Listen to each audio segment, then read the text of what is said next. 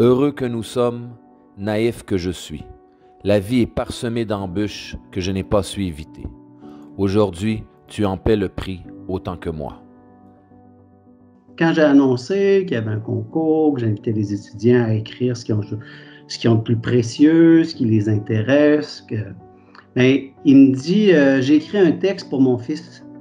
Et puis, il a commencé à me parler de la mise en page. Donc, lui, il voulait écrire tout le tour de sa main.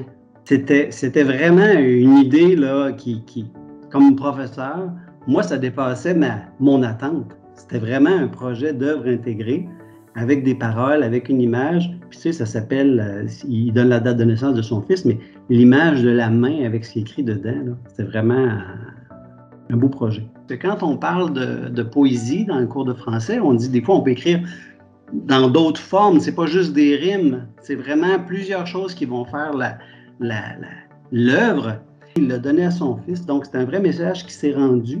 Moi, je pense que le jeune garçon de 11 ans maintenant, il avait reçu un premier cadeau de son père pendant qu'il était en détention.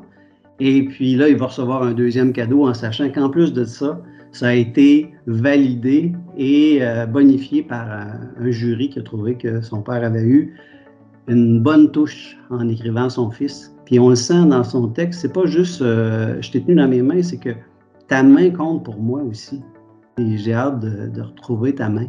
J'ai hâte que ce passage-là soit terminé. Les gars sont fiers de montrer l'amour qu'ils ont dans leur environnement, dans leur conjointe, leur enfant, leur ami. C'est des textes qu'on reçoit là, souvent de ce genre de témoignages-là.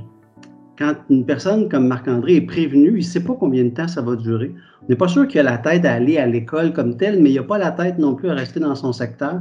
Donc, il revient nous rejoindre à l'école parce que là, ça va lui changer les idées, ça va l'occuper. Mais définitivement, il y a toujours une question. L'école, dans le milieu carcéral, c'est un lieu de communication, c'est un lieu de socialisation.